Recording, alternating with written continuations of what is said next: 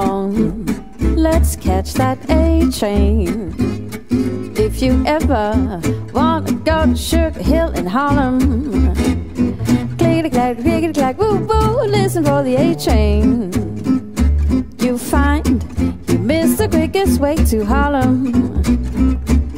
Listen, listen, you can hear it coming down the track. Jack, come on, let's get on board. Ding dong, ding dong, ding, listen for the A train. Go park the car, don't park the car, we'll be right back. I dream of Jessie with the light brown hair, I wish he was there. So I could majitel tyhle hospody a ten, který má jako svůj majstrštyk to, že ta hospoda tady konečně zase v tom Berouně je. Takže Petře, ten potaz byl pro tebe, já není mluvit, protože se musíme smát, jo. Takže bude chvilku ticho, takový kratnější, ale hned jak se přestaneme smát nebo střílet. Nebyly tupější nůžky, Petře, jedny nůžky bych vrátil, protože byly tupý, bude nechtěli fungovat. Teďka to přichází a prostě to pokříme, otevříme, požehnáno už bylo a takhle se otevírá, dámy a pánové, hospoda. Pěvem, jak jinak. To je krásný.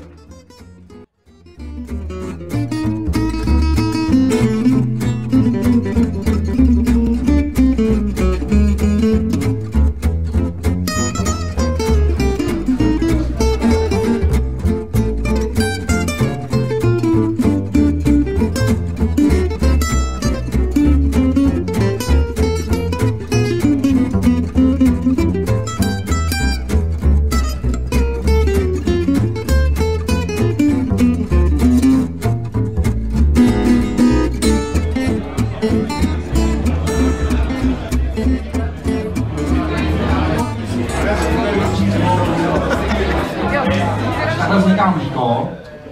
Nemělo by tam být žádný pivo. To je nádherný, přátelé, tak takhle vypadá mlíko. A jestli to pije teda, Martine, ještě já řekni. No zkus to. To se dá pít, Tak mu to jde, jo. Výborně, čekáme, tak, a teď to naplno k sobě. Super, vidíte to? Jak mu to jde a zavřít teďko hned. Tak, krásný. Ten Aleš je šikovný čepníř.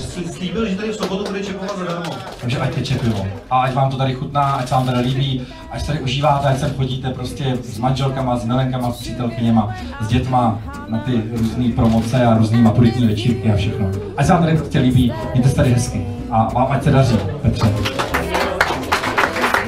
Děkujeme. get on now, it's coming.